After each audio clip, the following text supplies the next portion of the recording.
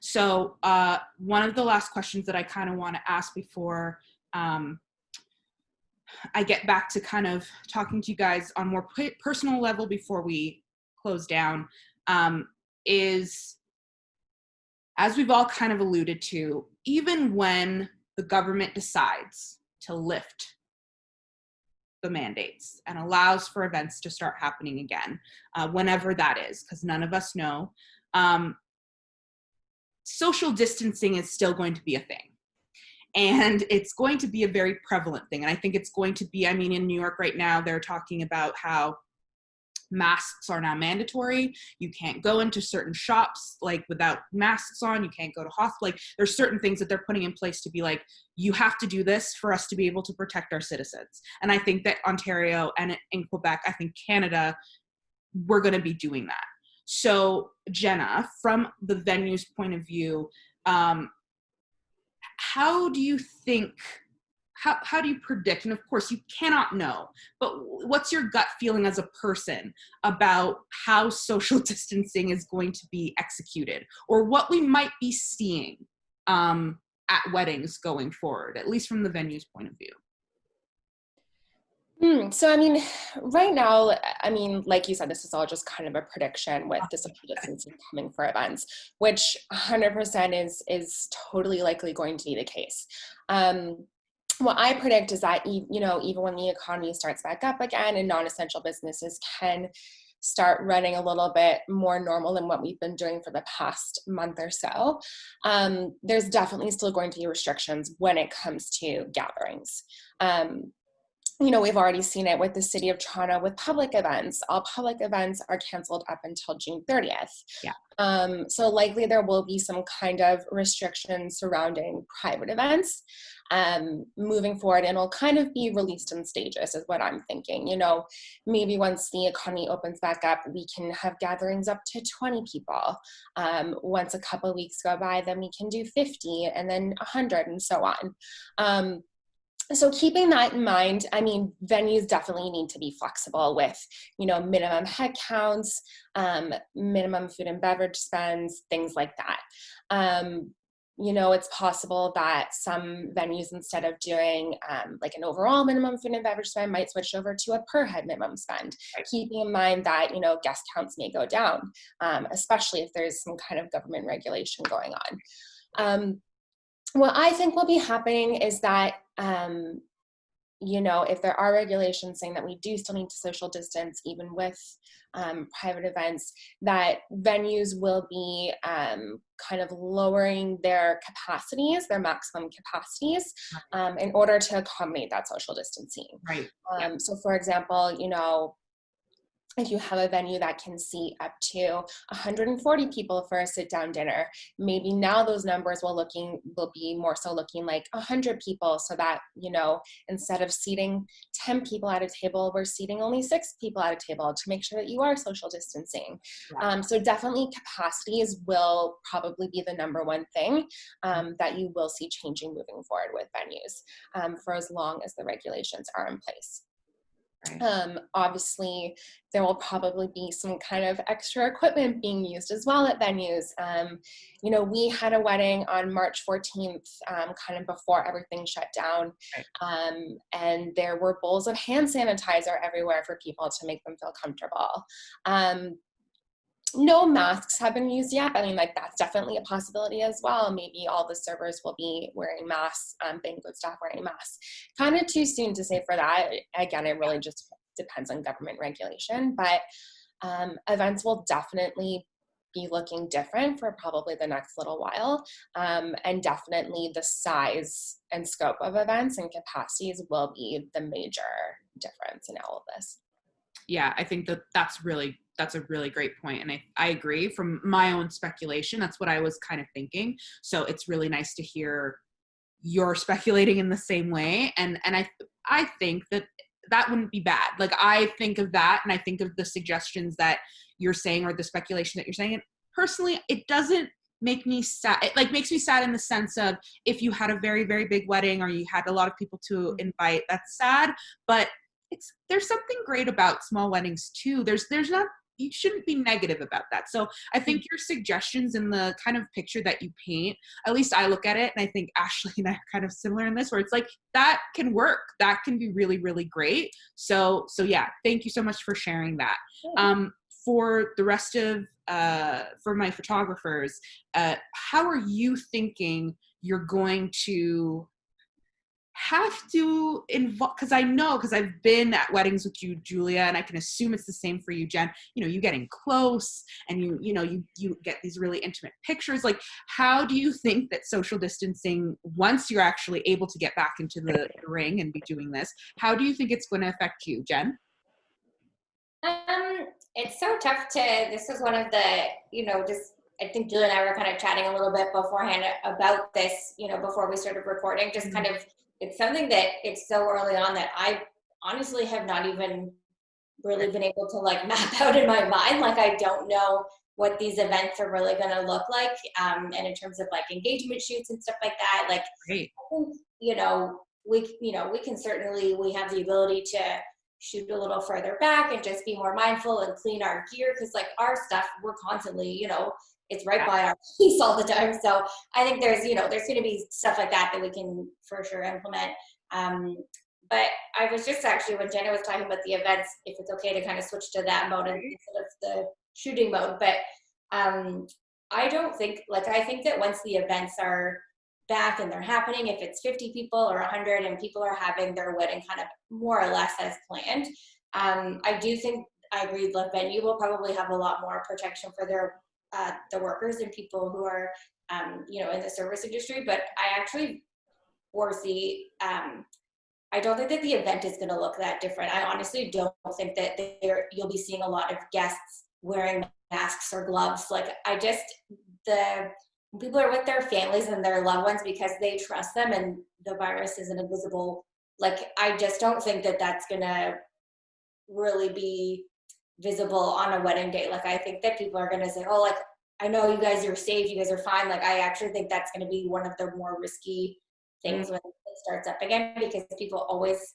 they trust their families, they trust their, trust has nothing to do with it, but they, Right. I just feel like that's going to be a bit of a weird thing to navigate. But as a photographer, like, we'll just do whatever we can, to stay further back. But it's hard the kind of service, like, I'm not just showing up and shooting. Like, I'll get in there, I'll fix the bride's hair and I'll pin the boutonnieres, and I'm always, you're in really close to people sometimes, even when you're not actually shooting, right? You're picking their flowers for them. So there is a lot of contact. That's true. Outside of just the shooting part of it, like we're doing a lot with the couple all day long. So, no, yeah. That's a very good point. And thank you for adding that, because sometimes, especially since it's been so long since I've been at a wedding now, I forget, you guys are like, always, you're right there. You're like, okay, like it's constantly, for a planner, like, that's who we turn to. It's like, okay, so this is going on and we help each other and we fix. So yeah, no, 100%. You guys are really present. It's one of the best things about having a photographer or a, videographer, photographer team. You guys are constantly like being present and really, because your stuff lasts beyond, right? Like, and your work is what allows everybody else's work to be immortalized and to stay. Right. So yeah, I totally forgot. So thank you for adding that. And Julie, I want to hear your perspective as well. What do you think in regards longer lenses, possibly? Like, what do you think?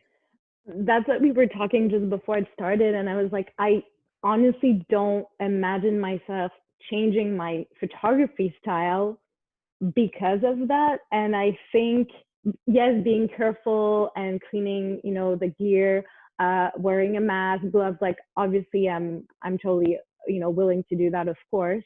But to change my style wouldn't make sense also for the couple who hired me for my style. And, because I do intimate pictures, because I do like to get a bit close, and because we are helping our couples throughout the day, the boutonniere, everything, the dress, we are super close to them, of course. And that's part of the experience as well. So I think when we're going to be allowed to do events, I think it's because it's going to be also okay to be closed. I don't think it's doable to actually do a wedding and expect people to be further away from each other. And then the whole point also of a wedding and the celebration, it is to be close to people, to dance, to hug, to kiss. If we can't do that at a wedding, I don't think there's a point to actually do the celebration, honestly, my opinion. And that's something we thought about when we were thinking to postpone our wedding. I was just like, even if we're allowed to do it, at that point, I was like, I don't think I want to do it, because I don't want people to be scared to hug each other. I don't want people to be anxious and be at my wedding, be like, oh, hey, congratulations, and be just like, oh, I'm just standing, further away from everyone, and be like, hand sanitizer every 2 seconds. Like, that's not a wedding. That's not a celebration. And I understand that people would feel like that, of course. It's just that then I rather maybe not do a wedding, at this point, just postpone and do something later on when people can actually really celebrate, feel comfortable, and and enjoy and not be stressed, that day. So for me right now, I am not doing engagement sessions, and it's we were actually not allowed in Quebec right now. So I had engagement sessions planned in starting in like 2 weeks. I am postponing them. We haven't found dates yet, because we just don't know what's going to be happening. So I'm just not shooting for now. So unless I am allowed and that it's okay, then I will be starting. But just right now, we're just awaiting the government decision. So, right. Yeah. Jen, is it the same on your point with engagement shoots and stuff like that? Has that all just been postponed and pushed out? Oh yeah, because I'm not an essential service or an essential business by any means. So Right. like I think I would be, but certainly no. Right. Yeah. And I mean, it's interesting you both say that, because I have spoken to other photographers as well. And I know some people at first were going to continue. Mm-hmm. And I know that some couples that I've spoken to were like, well, why not? And I was just like, and it's this weird thing where I'm like, well, they're going to get too close to you. And they're like, well, yeah, but they could just stand over there. And I'm like, it's more complicated than that. So thank you for making that point, that, you guys get really close. There's a purpose for that. You're in a non-essential service, and every photographer who is honoring that's the wise thing to do. It is the right thing to do, and it's the safe thing to do. And to Julia's point, there's a magic. It's a part of the experience. So you guys want to do the best that you can do, and that includes being close. That includes, getting into each other's spaces. So thank you for sharing that.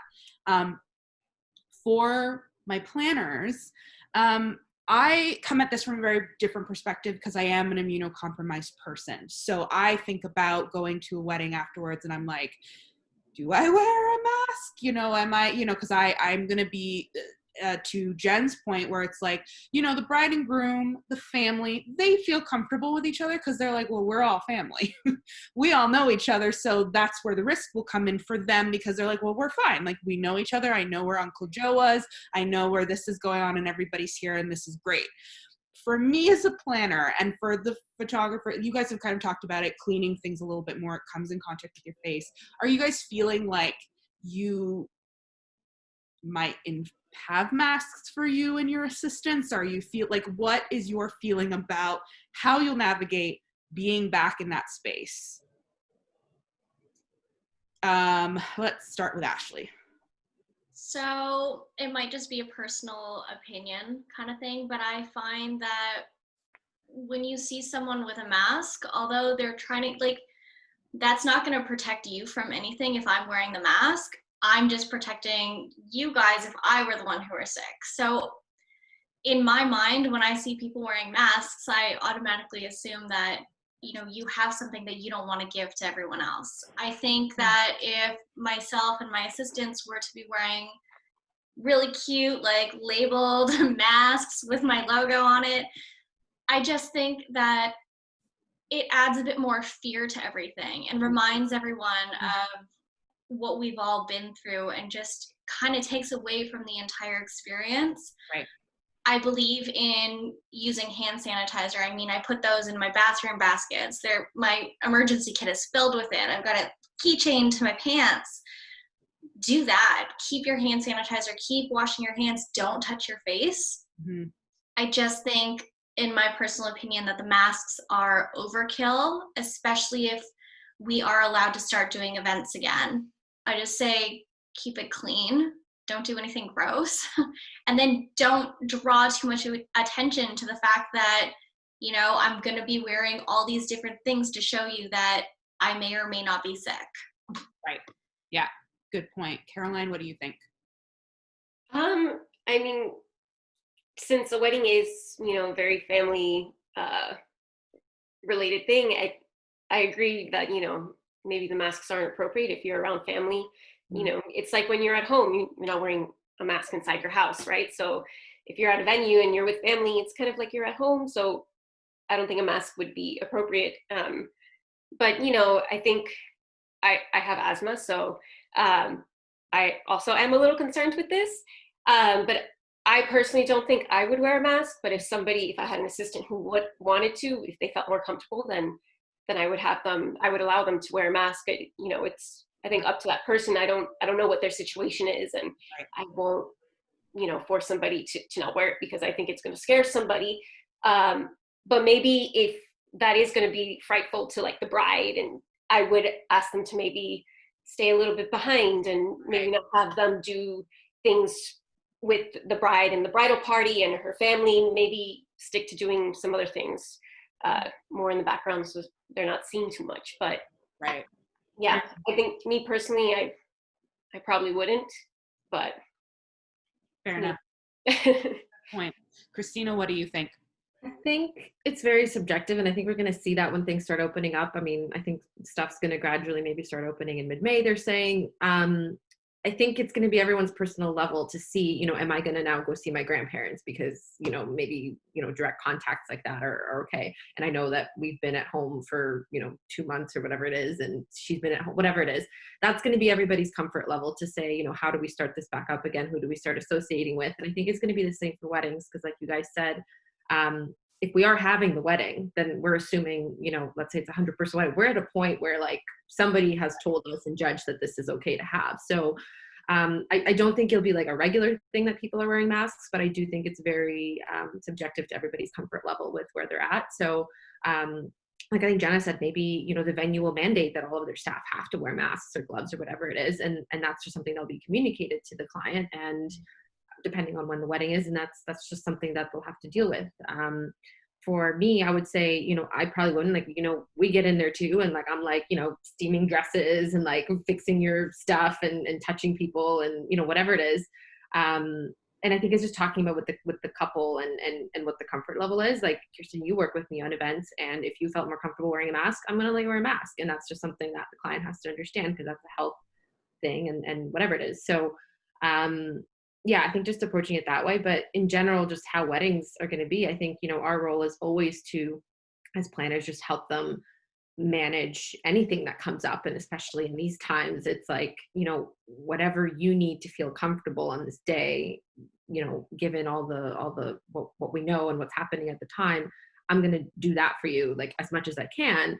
And then explain to you why there's things happening, you know, we are, and if there's certain policies in place or whatever. So I do think you guys are right though. Like it's mostly friends and family, and I think it will, for most people, be just sort of like, okay, we're together again, and we're all to be here, and we're all fine. But yeah, I think there definitely will be reminders of this, and things are going to look different. So. Yeah. I think you've all made really good points, and I think that it is definitely going to be subjective. And I think that it is going to be about people's comfort levels and stuff like that. And I think that to Julia's point and to Khrystyna's point is what everybody's really, you know, if we're at that point, it should be because we're safe enough to be at that point. So hopefully that isn't going to, once we're at that point, we're actually going to be able to enjoy what we're doing. We're not going to have the hanging over, the looming of like what could happen, being in contact and so on and so forth. So, I mean, that's fingers crossed that's the plan, and that there's no jumping the gun, and that we're all being very, you know, slow and steady will win this race. So I agree with all of you. So thank you so much for sharing your opinions on that. And I agree. I think that even me, who was like, I am immunocompromised, I don't want to wear a mask around I feel like that's just, I'm going to scare them. But at the same time, to Khrystyna's point, she's like, well, if we're in a situation where like someone's coughing and you're like, girl, I got to put on a mask. I don't know about this. I think like, you have to kind of have this balance of like, okay, what do we feel comfortable with? Because I don't think COVID's going away. I don't think that we're going to be looking at a future where COVID disappears. I think it's going to be a measles thing. It's going to be a polio thing. It's going to be we have a vaccine, but it's not gone. It's just that we've controlled it and we have suppressed it enough that we are safe enough to deal with it. So this path is going to be windy and weird, and we're going to have to deal with a bunch of different things as we get to this next level.